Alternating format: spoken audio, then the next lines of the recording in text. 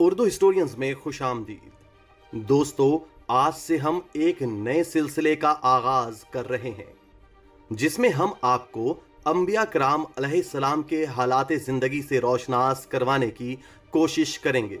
अगर आपको अंबिया कराम अलैहिस्सलाम के वाकयात जानने में दिलचस्पी है तो ये सिलसिला यकीनन पसंद आएगा। दोस्तों, इस सिलसिले का नाम हमने कससुल अंबिया रखा है और ये किस्तवार होगा जिसमें आप हर दूसरे दिन एक नई किस्त मुलाहिजा कर सकेंगे। लिहाजा सब्सक्राइब करके बेल का आइकॉन प्रेस कीजिए ताकि आपको आने वाली हर किस्त का नोटिफिकेशन मिलता रहे। दोस्तों, इस सिलसिले का आगाज हम हजरत यूसुफ अलैहिस्सलाम के किस्से से कर रहे हैं क्योंकि इस किस्से को कुरान ने भी अहसनुल कसस यानी बेहतरीन किस्सा कहा है। एक दिन यूसुफ अलैहिस्सलाम ने सुबह उठते ही अपने वालिद से कहा, अब्बा जान, मैंने ख्वाब में 11 सितारे, चांद और सूरज को देखा है जो मुझे सजदा कर रहे हैं। हजरत याकूब ने फरमाया, बेटे, ये ख्वाब अपने भाइयों को मत सुनाना, ऐसा ना हो वो दुश्मनी पर उतर आए। बेटे, तुम अपने दादा इसहाक अलैहिस्सलाम और परदादा हजरत इब्राहिम अलैहिस्सलाम की तरह अल्लाह ताला के यहाँ बरगजीदा होगे। अल्लाह तुम्हें इल्म हिकमत और बहुत सी नेमतें अता करेगा और तुम्हारा मुस्तकबिल बड़ा ताबनाक होगा। उधर यूसुफ के दूसरे भाई जो हजरत याकूब अलैहिस्सलाम की दूसरी बीवी की औलाद में से थे, एक दिन एक जगह पर इकट्ठे हुए और कहने लगे, अब्बा जान हमारे मुकाबले में यूसुफ को बहुत ज्यादा चाहते हैं और ये हमारे लिए बड़ी तौहीन का बाइस है क्योंकि बहरहाल हम बड़े हैं। आओ ऐसा करते हैं, यूसुफ को बाप की आंखों से ओझल करने के लिए उसे किसी दूर दराज जगह पर छोड़ आते हैं। इस तरह अब्बा जान उसकी गैर मौजूदगी में हमें अहमियत देने लगेंगे। ये तय करने के बाद वो हजरत याकूब अलैहिस्सलाम के पास आए और कहने लगे, अब्बा जान, क्या वजह है कि आप यूसुफ के बारे हम पर एतमाद नहीं करते और उसे हमारे साथ आने जाने से रोकते हैं? क्या हमने कभी यूसुफ को कुछ कहा है? हम तो हमेशा उसके खैर ख्वाह हैं। कल हमने सैर का प्रोग्राम बनाया है, आप यूसुफ को भी हमारे साथ जाने की इजाजत दें कि वो भी जरा घूम फिर आए। हम वादा करते हैं कि हम इसकी पूरी हिफाजत करेंगे। हजरत याकूब अलैहिस्सलाम कहने लगे, बेटो, यूसुफ अभी बच्चा है, वो अभी खेल कूद में तुम्हारे बराबर का नहीं हुआ और जंगल में भेड़िए बहुत हैं। मुझे डर है कि तुम अपनी खेल में ऐसे मगन हो जाओ कि उसे अकेला छोड़ दो और खुदा ना करे उसे कोई गजंद पहुंचे। बेटे खसियानी हंसी हंसते हुए बोले, क्या अब्बा जान आपने हमें इतना नापुख्ता समझ रखा है? अगर हमारे होते हुए यूसुफ को भेड़िया उठा ले जाए तो हम किस काम के? ऐसा कभी नहीं हो सकता। इस तरह उन्होंने हजरत याकूब अलैहिस्सलाम को मनाया और यूसुफ अलैहिस्सलाम को साथ ले जाने में कामयाब हो गए। वो एक बयाबान जंगल में आ गए जहां ना हजरत याकूब अलैहिस्सलाम थे और ना कोई और देखने वाला। उन्होंने यूसुफ अलैहिस्सलाम की कमीज उतरवा ली और यूसुफ अलैहिस्सलाम को एक कुएं में डाल दिया ताकि कोई काफिला वहां से गुजरते हुए यूसुफ अलैहिस्सलाम को निकाल ले और अपने साथ ले जाए। यूसुफ अलैहिस्सलाम को कुएं के इस अंधेरे में भी अल्लाह ताला के फजलो करम पर भरोसा था और वो अल्लाह का जिक्र करते रहे। अलबत्ता बाप की जुदाई में आंसू बहाते रहे।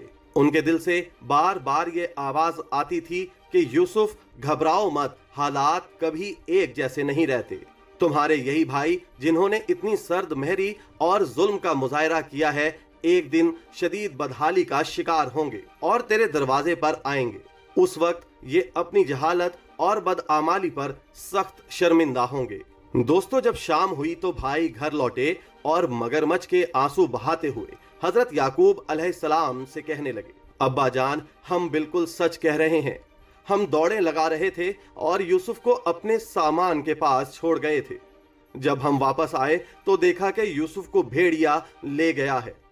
अब्बू, आप हमारी बात का यकीन नहीं करेंगे और यही कहेंगे कि हम झूठ बोल रहे हैं।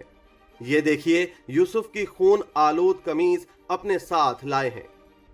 हजरत याकूब अलैहिस्सलाम बहुत रंजीदा हुए और फरमाया, ऐसा नहीं है, बल्कि तुमने कोई चाल चली है। बहरहाल सब्र के अलावा और मैं क्या कर सकता हूं? अल्लाह ताला मेरी मदद करेगा। दूसरी जानिब एक काफिला वहां आकर रुका پانی تلاش کرنے والا کنویں کی طرف آ نکلا۔ اس نے ڈول کنویں میں ڈالا اور یوسف علیہ السلام نے ڈول کو پکڑ لیا اور اس طرح وہ کنویں سے باہر آ گئے۔ پانی تلاش کرنے والا پانی کی بجائے ایک خوبصورت لڑکے کو دیکھ کر باغ باغ ہو گیا اور یوسف علیہ السلام کو لے کر قافلے کی طرف لوٹا۔ سب قافلے والے بہت خوش ہوئے۔ انہوں نے سوچا کہ اس لڑکے کو مصر لے جائیں گے اور بھاری قیمت پر بیچ ڈالیں گے۔ وہ ایک دوسرے کو کہنے لگے کہ ذرا احتیاط سے کام لے، ایسا نہ ہو کہ کسی کو پتا چل جائے اور اس کو ہم سے چھین لے۔ یوسف علیہ السلام کے بھائی اگلے دن صبح صبح کنویں کی طرف آئے تاکہ معلوم کریں کہ یوسف علیہ السلام پر کیا گزری۔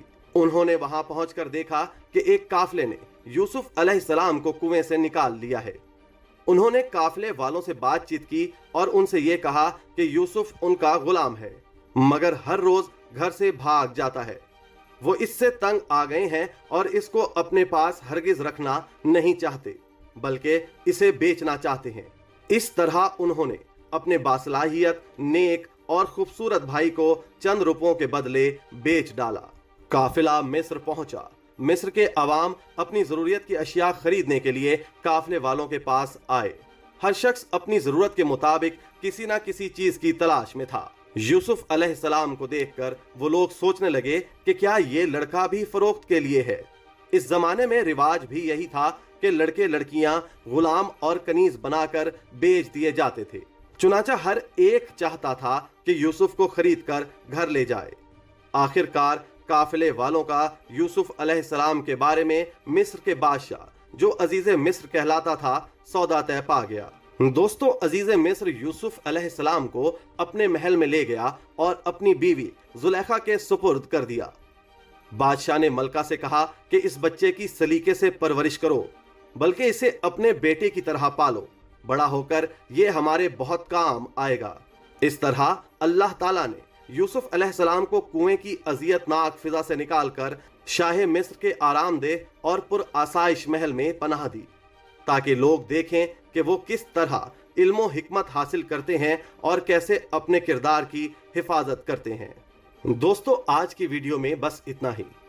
حضرت یوسف علیہ السلام کے ساتھ آگے کیا معاملات ہوئے، یہ جاننے کے لیے چینل کو سبسکرائب کریں اور اگلی ویڈیو کا انتظار کریں۔ اگر آپ کو یہ ویڈیو پسند آئی تو لائک اور شیئر ضرور کیجیے گا اور اپنی قیمتی رائے کا اظہار کمنٹ باکس میں کیجیے گا۔